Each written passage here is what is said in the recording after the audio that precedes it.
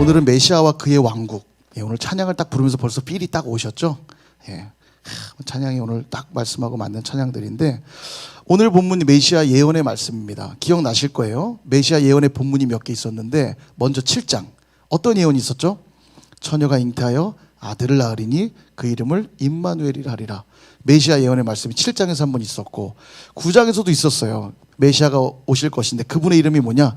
기묘자라, 모사라, 전능하신 하나님이라, 영존하시는 아버지라, 평강의 왕이라 할 것이다. 이런 말씀이 9장에서 있었고, 오늘 이제 11장에서 한 번 더 메시아 예언의 말씀이 나오는데요. 그 사이사이에 나오는 내용은 뭐냐면 심판의 메시지예요. 전부 다 심판할 것이다 해놓고 메시아 예언, 심판할 것이다 하고 메시아 예언, 심판할 것이다 메시아 예언. 심판의 대상은 뭐 아람 나라, 북이스라엘, 아수르, 또 남유다, 다 그들을 향한 심판의 메시지가 선포되지만 그 사이사이에 지금 뭐가 끼어있냐면 메시아 예언의 말씀이 끼어있는 거예요. 이는 뭘 말씀하는 거냐면, 심판의 목적이 뭐냐면 다 죽이고 다 멸망시키는 게 아니라 단 한 영혼이라도 새롭게 되고 회복되기를 기대하시는 주님의 마음이 그 사이사이에 들어가 있는 거죠. 심판받는 자들에게는 속히 회개하고 돌아오라, 아직 늦지 않았으니 회개하고 돌아오라, 이 말씀하는 거고요. 여전히 믿고 있는 자들, 남은 자들이라고 그랬죠. 이 남은 자들에게는 심판이 임한다고 절망하지 말아라, 내가 너희들을 통해 새 역사를 이뤄갈 것이다. 메시아를 보낼 것이고 너희들을 통해 새 역사가 일어날 것이다. 그 메시지를 주고 있는 겁니다. 여하튼 우리 주님은 단 한 영혼이라도 돌아오기를 기대하세요. 이게 주님의 마음입니다. 자식 일이라면 막 발벗고 부모가 나서잖아요. 그런 거예요. 우리 주님이 가장 관심 있는 일이 뭐냐? 한 영혼이 주님께 돌아오는 것. 어떻게 할 수 있냐면, 우리 주님이 이 일 때문에 이 땅에 오셨고 십자가에서 목숨을 내어 놓으셨어요. 목숨을 내놓고 하는 일이라고 한다면 가장 중요한 일 아니에요? 목숨이 여러 개 있는 거 아니잖아요. 내가 죽어도 이 일을 포기할 수 없다. 그런 일만 목숨 걸고 하는 일이잖아요. 그 일이 뭐였냐면 영혼 구원하는 일이었어요. 그러니까 지금도 주님의 관심은 오직 영혼 구원에 있습니다. 여러분, 이 말씀 우리 같이 한번 읽어볼까요? 요한복음 3장 16절, 우리 다 암송하는 말씀인데요. 한번 같이 읽겠습니다. 시작. 하나님이 세상을 이처럼 사랑하사 독생자를 주셨으니 이는 그를 믿는 자마다 멸망하지 않고 영생을 얻게 하려 하심이라. 아멘. 우리를 사랑하셔서 독생자를 주셨다는 사실을 믿으십니까? 안 믿으세요? 믿으시죠? 제가 질문 하나 하겠습니다. 만약 이 세상에 구원받아야 될 사람이 여러분 한 분이라면, 자, 다 죽고 여러분 하나만 남은 거예요. 근데 하나님이 구원할 사람이 여러분 한 분이라면 오실까요? 진짜 오실까요? 정말 오실까요? 예, 답을 다 드렸는데 고민하시는 분이 있어요. 몇 번째일까? 이러면서 오신 걸까? 정말 오신 걸까? 진짜 오신 걸까? 다 같은 얘기죠. 이 세상에 단 한 영혼만 있어도 우리 주님 오셨을 거예요. 어떻게 할 수 있냐면, 주님이 이 땅에 오실 때 우리 한 사람 한 사람을 구원하려고 오셨거든요. 그러니까 숫자가 많아서 오시거나 적어서 안 오시거나 하는 문제가 아니고 한 영혼을 위해 오신 거예요. 그러므로 이 세상에 구원받아야 될 영혼이 나 하나였어도 우리 주님은 오셨을 겁니다. 정말 감동이죠. 감동하셨습니까? 감동하신 분들은 관략근을 실룩실룩. 예. 오실 메시아가 어떤 분이라고 얘기하냐면 1절을 보세요. 이새의 줄기에서 한 싹이 나며 그 뿌리에서 한 가지가 나서 결실할 것이다. 여러분, 이새가 이제 다윗의 아버지거든요. 그러니까 이새는 유명한 사람이 아니에요. 별 볼 일 없는 사람입니다. 유다 지파의 그냥 평범한 한 사람이었는데, 그런 평범한 이새에게서 누가 나요? 위대한 다윗 왕이 나왔잖아요. 그 얘기하는 거예요. 지금 너희 다윗 왕가를 봐라. 왕들이 좀 현찮아요. 아하스도 막 아수르만 의지하고 현찮습니다. 그런 다윗 왕가 이겠지만 그 혈통 끝에 누가 오냐면 마치 이새의 아들로 다윗이 나온 것처럼 그 다윗 왕가 끝에 놀라운 메시아가 탄생하게 될 것이다. 그 얘기를 하고 있는 겁니다. 근데 이때 재밌는 것이, 이 줄기라고 하는 이 단어가 그대로 직역하면 나무의 그루터기, 이런 뜻이에요. 나무의 그루터기. 그러니까 나무의 그루터기에서 싹이 나며, 이런 말이에요. 직역하면. 그루터기가 뭐냐면 나무를 잘라내고 나면 그 밑둥이잖아요. 밑둥. 밑에 이렇게 밑둥을 그루터기라고, 순 우리말인데 그루터기라고 하는데요. 이건 뭘 말하냐면 아무것도 남지 않은 상태. 이게 그루터기로 뭐 하겠습니까? 다 잘려 나갔는데 희망이 전혀 없는 것 같은 상태. 근데 여러분 이 구루터기가 어디서 나왔는지 기억나십니까? 이사야 6장에 등장했는데요. 이런 말씀으로 나왔어요. 이사야 6장 13절. 그 중에 10분의 1이 아직 남아있을지라도 이것도 황폐하게 될 것이나 밤나무와 상수리 나무가 배임을 당하여도 그 구루터기는 남아있는 것 같이 거룩한 씨가 이 땅에 구루터기니라. 이렇게 말씀하시거든요. 그러니까 심판이 임하여서 구루터기만 남은 상태와 같겠지만 그래서 끝난 게 아니라 그 구루터기에서 싹이 나게 될 거라고 지금 말씀하고 있는 거예요. 그러니까 모두가 다 망한 상태라고 생각할 그때에 끝난 게 아니라 비로소 그 구루터기에 싹을 내시겠다는 거예요. 하나님이 놀라운 희망을 얘기하고 있는 거죠.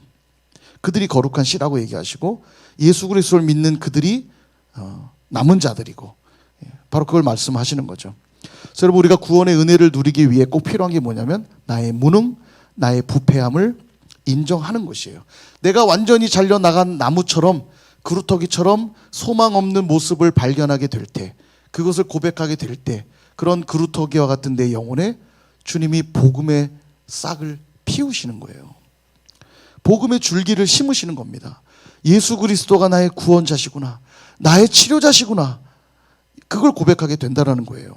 그래서 나의 끝이 하나님의 시작임을 아는 게 믿음입니다. 믿음은 내가 무엇인가 하는 행위가 아니라 하나님이 하실 걸 믿는 게 믿음이잖아요.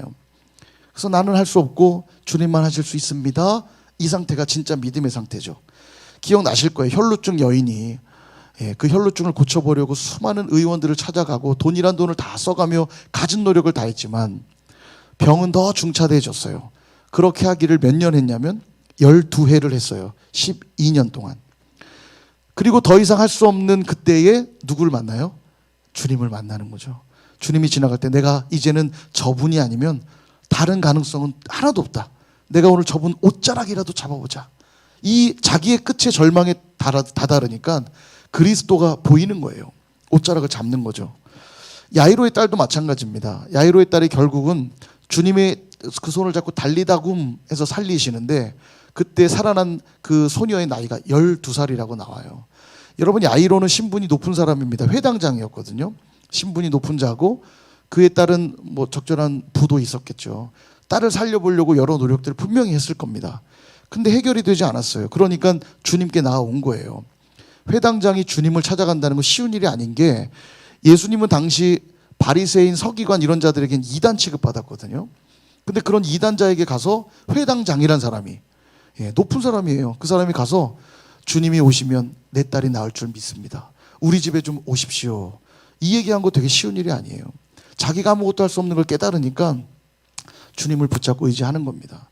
그래서 소녀의 나이가 12살이었다는 것, 혈루증 여인의 고통받던 시간이 12회였다는 것, 다 그것을 상징하는 거예요. 12라고 하는 숫자가 완전한 수거든요. 꽉 찬 수. 사람에겐 해볼 수 있는 노력을 다 해봤으나 안 되더라. 그 이야기고 비로소 주님이 그들에게 일하셨다라는 걸 보여주고 계신 겁니다. 그래서 우리도 인격적으로 주님을 만날 때 우리에게 있는 게 뭐냐면 죄에 대한 철저한 회개, 자복함, 이게 있는 거예요. 주님, 나는 죄인입니다. 나는 아무것도 할 수 없습니다. 나를 불쌍히 여겨주십시오. 그럴 때 주님의 임재와 평강이 나를 사로잡는 것을 경험하게 되고요. 그때 부어주시는 평안과 기쁨은 그 무엇과도 바꿀 수가 없는 겁니다. 내가 구원받았다고 하는 이 감격. 그러므로 혹시 이 자리에 절망 가운데 계신 분이 있거나 어려움 가운데 놓인 분들이 있다면 그 절망과 어려움을 들고 오늘 이 밤에 주님께 나아가실 수 있기를 축복합니다. 하나님, 그루터기와 같은 내 인생, 망한 것 같고 아무것도 할 수 없는 그루터기 같은 내 인생을 불쌍히 여겨주십시오. 그렇게 간절히 구할 때 주님은 당신의 그 영광의 빛을 우리에게 비춰주셔서 복음의 줄기를 우리에게 피우시게 될 줄로 믿습니다. 근데 바로 그 메시아가 2절에 보니까 여호와의 영에 충만한 분이라고 말씀해요. 여호와의 영에 충만한 분. 이는 뭘 말하냐면 이분이 오셔서 자의적으로 통치하시는 분이 아니라 하나님의 대리자로 오셔서 세상을 통치하는 분이시다, 이 말입니다. 그래서 그 영을 자세히 설명하고 있는데 보시면 지혜와 총명의 영, 이렇게 설명하죠. 지혜와 총명의 영이 뭘 말하냐면 사법적 분별력을 말해요. 그러니까 정의와 공의를 실현할 분이란 메시지고요. 모략과 재능의 영이라는 것은 군사적인 능력을 말하는 거예요. 그러니까 모든 대적들을 다 박살내고 승리하실 왕, 으로써 그분이 오셨다는 얘기고, 지식과 여호와를 경외하는 영이란 말은 하나님의 능력으로 하나님의 나라를 세우실 분, 그걸 말하는 겁니다. 3절부터 5절이 다 그 내용이에요. 보세요. 3절, 그가 여호와를 경외함으로 즐거움을 삼을 것이래요. 여호와를 경외함으로 즐거움을 삼을 것, 지식과 여호와를 경외하는 영에 대한 설명이죠. 4절도 보시면 공의로 가난한 자를 심판하며 정직으로 세상의 겸손한 자를 판단할 것이며, 지혜와 총명의 영에 대한 거죠. 사법적 분별력으로 이 땅에 정의와 공의를 세우실 분, 그 입의 막대기로 세상을 치며 입술의 기운으로 악인을 죽이신대요. 이게 뭡니까? 모략과 재능의 영이죠. 대적들을 다 박살내고 악한 자들을 다 멸하실 승리의 왕, 그렇게 오신다는 거예요. 5절도 마찬가지고요. 공의로 허리띠 삼고 성실로 몸에 띠를 삼으리라. 지혜와 총명의 영, 이런 설명들이 3절부터 5절에 이루어지고 있는 거예요. 그러니까 믿음의 사람들은 이 메시지를 들을 때 메시아를 얼마나 고대했겠어요. 토색과 약탈로 고통받고 있었고 불의로 아파하고 대적들로 인해 어려움을 겪었던 그들이 이런 메시아가 온다고 하니 그 메시아가 얼마나 기다려졌겠습니까? 지금 내 삶은 완전히 그루터기 같은 상태인데 그런 메시아가 오신다니, 아멘 주 예수여 어서 오시옵소서, 이 고백할 수밖에 없는 겁니다. 오늘 저와 여러분은 오신 메시아 예수 그리스도를 믿는 믿음 안에서 살고 계십니까? 살고 계시나요? 아멘. 아멘. 여러분, 우리가 구약 백성들보다 훨씬 우월한 자들입니다. 표현이 좀 그렇지만 우월하다는 뜻이 뭐냐면 훨씬 더 복된 존재다, 이런 의미예요. 왜냐하면 그들은 오실 메시아를 바라보며 살았거든요.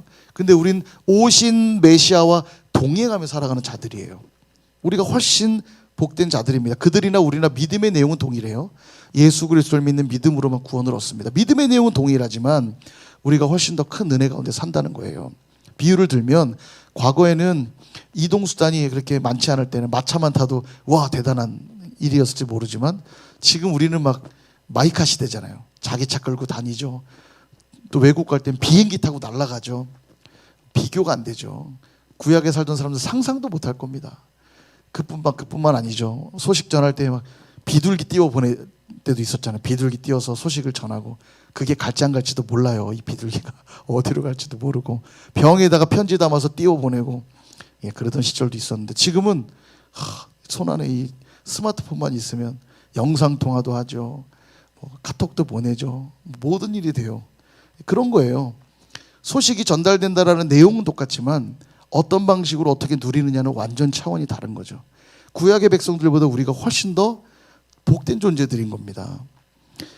어떠세요? 오신 메시아 예수 그리스도로 인해 정말 여러분은 감격하며 기뻐하며 살아가고 계십니까? 근데도 오신 그리스도와 왜 교제하지 않으세요? 오신 그리스도를 믿는 믿음 안에 산다는 영광을 누리면서도 왜 그분과 우린 교제하지 않고 그분을 의지하지 않으며 삽니까? 이런 어리석은 일이죠. 그러므로 항상 주님과 동행하는 삶을 누리실 수 있길 축복합니다. 그래서 이 메시아가 통치하는 나라가 얼마나 놀라운 나라냐, 6절부터 설명하는데요. 한번 보세요. 6절부터 8절. 이리가 어린 양과 함께 살며 표범이 어린 염소와 함께 누우며 송아지와 어린 사자가 살찐 짐승이 함께 있어 어린아이에게 끌리며 암소와 곰이 함께 먹고 그것들의 새끼가 함께 엎드리며 사자가 소처럼 풀을 먹을 것이고요. 젖 먹는 아이가 독사의 구멍에서 장난하며 젖된 어린아이가 독사의 굴에 손을 넣을 것이라. 이게 메시아가 통치하는 나라의 모습이래요. 세상은 약육강식의 법칙이 적용되잖아요. 강한 자가 약한 자를 이기는 거죠. 이게 세상의 가치관입니다. 이 뿌리가 어디서 왔냐면 이 진화론이 잘 보여주죠. 적자생존의 법칙이에요. 강한 자가 살아남는 겁니다. 그래서 이 진화론 때문에요. 지금도 진화론의 영향을 많이 받은 사람들, 코로나가 노인들, 얼마 삶이 많이 남지 않은 분들, 또 병으로 이렇게 별로 생산성이 없는 약한 자들, 다 그들을 죽게 해야 된다는 거예요. 그래서 코로나를 그냥 풀어놓으면 약한 자들은 다 죽으니까 강한 자만 남아서 이 강한 자로 인하여 또 세상의 역사는 흘러간다고 주장하는 자들이 있어요. 다 진화론의 배경을 두는 사람들 얘기거든요. 그게 세상의 법칙입니다. 강한 자가 살아남는 것. 근데 여기 이 내용을 보면 있을 수 없는 일이잖아요. 이리와 어린 양이 어울릴 수 있습니까? 없죠. 이리가 어린 양 만나면 이게 웬 떡이냐? 웬 떡이냐죠. 표범이 어린 염소를 만나면 웬 떡이냐죠. 식사거리가 딱 앞에 있는 거잖아요. 근데 같이 논대요. 사자가 송아지를 만나도 같이 어울리고, 독사가 어린아이 손에서 어떻게 놀죠? 아우, 상상만 해도 끔찍해요. 근데 독사래요, 독사. 예, 독사가 어린아이 손에서 함께 놀고, 예, 세상과 다른 나라라는 걸 말하고 있는 겁니다. 메시아가 통치하는 나라는 이런 세상 나라와는 다르다는 거예요. 그 나라가 어떤 나라인지를 잘 보여주는 표현이 7절 후반부에 나옵니다. 사자가 소처럼 풀을 먹을 것이래요. 사자는요, 육식동물이고 최상위 포식자예요. 예, 그래서 풀을 뜯어먹는 초식동물을 먹긴 하지만 풀을 뜯어먹진 않아요. 아무리 배가 고파도. 예, 보셨어요? 사자가 풀 뜯어먹는 거? 예, 이거 보셨다면, 예, 둘 중에 하나예요. 편집된 영상이거나 아니면 정상이 아니시거나. 사자는 풀을 먹지 않습니다. 근데 사자가 풀을 먹는데요, 이게 뭘 말하는 거냐면 존재적 변화가 일어났다는 걸 말하는 거예요. 메시아가 통치하는 그 나라 백성들은 완전히 다른 존재가 된다는 거예요. 존재적 변화를 경험한 자. 그래서 여러분, 신앙생활의 문제를 성품과 인격의 문제로 다루는 이유, 여기에 있는 겁니다. 존재적 변화가 신앙의 본질적 내용이기 때문에 그래요. 주님을 정말 만나보세요. 삶이 안 변할 수가 없다니까요. 말하는 거, 생각하는 거, 행동하는 게 안 변할 수가 없어요. 주님 닮아가니까 변하게 돼 있습니다.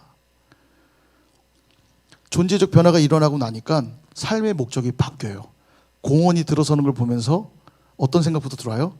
와, 저기서 어린아이들 새소식반 해야겠다, 제 아내가. 난 저기서 새소식반 할 거야. 삶의 목적이 바뀌어요. 삶의 태도도 달라집니다. 생각이 달라지고 말이 달라지고 행동이 달라져요. 어떻게 달라지냐면 9절을 보세요. 9절 뒷부분에 이런 표현 나오죠. 물이 바다를 덮음같이 여호와를 아는 지식이 세상에 충만할 것임이니라. 온통 그의 모든 관심은 하나님을 아는 일에 집중되게 돼 있는 거예요. 공원을 봐도 영혼 구원의 일로 보이고, 지나가는 사람을 봐도, 또 오늘 회사에서 만나는 내 옆에 지체들, 아파하고 힘들어하는 사람들 만났을 때 내가 어떤 말을 해야 될지, 여러분 삶의 목적이 완전 달라지기 때문에 말하는 게 바뀌고 생각하는 게 바뀌어요. 사람이 완전 달라집니다. 오직 여호와를 아는 지식에만 그 관심이 충만해지게 돼 있습니다. 여호와를 아는 지식으로 충만해지니까 존재의 변화가 일어나지 않을 수가 없죠. 기존에 내가 살던 방식들을 탈피하지 않을 수가 없는 거예요. 늘 말씀드리지만 가슴 뛰는 사랑을 경험해 보셨습니까? 정말 가슴이 벌렁벌렁 잠이 안 오고 죽을 것 같고 미칠 것 같고 심장이 터져버릴 것 같은 사랑 해보셨나요? 해보신 분만 관략근. 우리 교회는 없는 걸로. 경험해 보셨어요? 가슴 뛰는 사랑? 가슴 뛰는 사랑 하면 사람이 이상해집니다. 달라져요. 안 하던 짓 막 하기 시작하고요. 사람이 사람을 만나도 이렇게 바뀌는데 전능하신 하나님을 만나보세요. 어떻게 달라지지 않을 수가 있겠어요? 거기가 바로 메시아가 다스리는 나라고, 거기가 천국이라고 말씀하는 거예요. 우리가 수련회 가면 그런 경험들 하잖아요. 수련회 가면 막 은혜 충만해가지고 그냥 내 옆에 있는 사람들이 그렇게 예뻐 보이고 그냥 그렇게 사랑스럽고, 그죠? 전에 잘 안 어울리던 사람인데도 가서 손도 막 잡고 옆 사람 축복해 주세요 그럼 막 안아주고 그러잖아요, 그죠? 수련회 안 가보셨어요? 생활이 막 불편해요. 가면 집에 좋죠. 집이 좋죠. 뜨거운 물로 샤워도 할 수 있고 좋은데도 수련회장 가면 조금 열악하잖아요. 근데도 재밌고 막 감사하고 신나고, 그죠? 거기가 우리가 부분적이긴 하나 천국을 경험하는 거예요. 와, 수련회 더 있으면 좋겠다. 이 지체들하고 더 같이 있었으면 좋겠다. 그런 경험하는 거죠. 그래서 우리의 가정, 또 우리의 이 선일교회가 예수님의 통치를 제대로만 받게 되면 여기가 천국이 되는 겁니다. 환경이 바뀌어 천국 되는 게 아니라 내가 바뀌어서 천국이 돼요. 내가 존재적 변화를 경험하니까 풀을 뜯어먹기 시작하는 거예요. 예, 안 하던 짓 하는 거죠. 옆에 잡아먹이 이 어린 양 같은 어떻게 저 잡아먹을까 막 왼수 같았던 사람이 같이 어울리는 사람이 돼버리는 거예요. 존재적 변화를 경험하니까. 용서할 수 없는 자를 용서하게 되죠. 어울릴 수 없는 사람들하고 더불어 살아가게 되죠. 사랑 고백이 넘쳐나죠. 연약한 자들을 돕게 되죠. 진리 가는 것들이 들어오면 함께 힘을 모아 대적하죠. 이 모습을 보여준 사람이 있어요. 다윗입니다. 사무엘상 22장 2절에 보니까 환난당한 모든 자, 빚진 모든 자, 마음이 원통한 자가 다 그에게로 모였고 그는 그들의 우두머리가 되었는데 그와 함께한 자가 400명가량이었더라. 그러니까 400명이 모였는데 이때는 사울에게 막 쫓길 때거든요. 근데 다윗을 돕는 사람들이 막 장수들이 모인 게 아니고 다 보면 버림받은 자들, 환난당하고 빚지고 마음이 원통한 자들이 다윗에게 왔대요. 예, 이런 사람들 데리고 다니는 거예요. 지금 자기 목숨 하나 부지하기도 힘든데 400명이 모였는데 다 뭔가 문제 있는 사람들, 예, 그런 사람들만 모인 거예요. 그러나 다윗은 그들을 버리지 않았습니다. 그들과 함께 다녔어요. 또 시글락이란 도시에 살 때 잠시 도시를 비웠는데 전쟁을 위해서 나갔는데 그때 이 아말렉이 와가지고 시글락을 다 불태우고 부녀들과 재산을 다 탈취해 갑니다. 돌아와 보니까 난리가 난 거죠. 그럼 정말 황당한 상황이 됐는데 하나님이 말씀해 주셔서 그들을 쫓아가라. 그리고 쫓아갈 수 있도록 알려주세요. 그래서 다윗이 이 군사 남자들과 함께 전쟁하러 쫓아를 가는데 600명이 이렇게 전쟁하러 가는데 가다 보니까 지친 거예요. 그래서 한 400명 정도가 아이고 더 못 가겠습니다. 그럼 너희들은 여기 부솔 시내가에 좀 머물러 있어라. 쉬게 하고 200명만 데리고 전쟁하러 가요. 그리고 아말렉을 박살을 냅니다. 그래서 부녀들을 다 살려 데려오고 전리품을 다 취해 돌아와요. 전쟁에서 전리품 취했으니까 이제 나눠야 되잖아요. 그래서 이게 나누는 거예요. 부솔 시내에서 기다렸던 400명에게도 똑같이 나눠라. 그랬더니 몇몇 사람이 반대해요. 아니 전쟁은 우리가 했는데 그걸 왜 나눕니까? 그랬더니 이제 다윗이 허락하지 않습니다. 안 된다. 그들도 우리와 한 형제다. 다 나눕니다. 그리고 이게 놀라운 공동체성을 다윗이 보여주고 있는 그 나라가 하나님 나라입니다. 예. 농공 행사하는 나라 아니고요. 세상처럼 모두가 다 동일한 은혜를 누리는 나라예요. 뿐만 아니라 다윗이 왕이 된 다음에도 위협이 될 수 있는 이 무비보셋, 누구냐면 요나단의 아들이거든요. 요나단은 사울의 아들이고, 그러니까 사울의 손자죠. 그러니까 베냐민의 왕권을 이어갈 수 있을 사람이에요. 이 무비보셋을 데리고 사는데요. 이렇게 말합니다. 사무엘하 9장 11절에 보니까 시바가 왕께 아뢰되 내 주 왕께서 모든 일을 종에게 명령하신 대로 종이 준행하겠나이다 하니라. 무비보셋은 왕자 중 하나처럼 왕의 상에서 먹으니라. 요나단과 약속을 했거든요. 요나단과 약속을 지키기 위해서 이 무비보셋을 왕자처럼 대우합니다. 이게 되게 왜 위험한 일이냐면 원래 기존 정권이 바뀌면 기존 왕가를 다 몰살하거든요. 왜냐하면 그들이 또 반역의 불씨가 되거든요. 베냐민 지파와 다른 지파들이 야 다윗 너보다 우선이 있었던 베냐민 지파가 진짜 왕가 아니냐. 그리고 무비보셋을 데려다가 반란을 일으킬 수도 있는 거예요. 명분을 만들 수 있죠. 그러나 다윗은 약속을 지킵니다. 게다가 다윗 왕조에 보면 블레셋 군사들은 물론이거니와 이방 나라들 중에 망명한 자들이 있어요. 다윗에게 항복하고 들어온 자들. 여러분 그런 자들까지도 다 자신의 수족으로 삼아서 군사로 데리고 왕가를 세워나가요. 여러분 이 다윗이야말로 메시아의 뿌리로서 메시아가 앞으로 어떤 일을 할 것인지를 아주 잘 보여주는 모델로 성경은 기록되고 있습니다. 도저히 하나 될 수 없는 자들, 원수와 같은 자들, 버려져야 될 자들, 약한 자들, 가난한 자들, 병든 자들, 환난당한 자들, 빚진 자들, 마음이 원통한 자들, 이 모든 자들을 하나로 모아 왕국을 세운 다윗이 메시아가 이루게 될 나라를 보여주고 있는 거예요. 그렇게 주님의 통치를 받은 백성들을 어떤 자들이라 말한다고요? 물이 바다를 덮은 같이 여호와를 아는 지식으로 가득한 자들이라고 성경이 말하고 있는 겁니다. 여러분 이 지식은 경험적 지식이에요. 공부해서 쌓는 그런 단순한 지식이 아니라 경험에서 알게 되는 지식. 이게 곧 메시아와 온전히 연합한 상태를 말하는 것이고 존재적 변화를 경험했다는 표현이에요. 하나님을 경험했다는 얘기죠. 그래서 오늘 저와 여러분들 모두가 메시아이신 그리스도의 통치를 받을 수 있기를 축복합니다. 거기서 천국이 시작되고요. 거기에는 해함도 없고 상함도 없고 완전한 평화가 임하는 것이에요. 여러분 더 넓은 집, 편안한 집, 좋은 집 살고 싶으시죠? 그러려면 어떻게 됩니까? 더 돈을 많이 벌어야 되잖아요. 더 열심히 일하고 돈을 열심히 비축하고 노력해야 돼요. 더 좋은 집에 살려면. 이 땅에서도 좀 더 좋은 집 살려고 물불 안 가리고 열심히 일하는데 이처럼 완전한 평화가 임하는 나라가 있다고 하는데 그 나라에서 안 사실 거예요? 그 나라 살아야죠. 어떻게 해야 살 수 있습니까? 그리스도의 통치를 받으면 살 수 있는 거예요. 하나님 말씀으로 인도함 받는 삶 살면 되는 것입니다. 그리고 그 말씀을 경험할 때 하나님을 아는 지식으로 충만하게 되고요. 그럴 때 우리는 놀라운 존재적 변화를 경험하게 되고 비로소 천국을 누리게 된다는 것입니다. 그러므로 날마다 말씀 앞으로 나가실 수 있기를 축복합니다. 수요 SBS를 통해서 말씀을 깊이 있게 배우시기를 바랍니다. 다음 주까지 숙제는 출애굽기. 출애굽기 다 읽어오세요. 말씀을 읽고 또 그 말씀을 묵상하고 또 깨닫게 하신 말씀에 순종하십시오. 그럴 때 하나님을 아는 지식이 우리 가운데 충만하게 될 줄 믿습니다.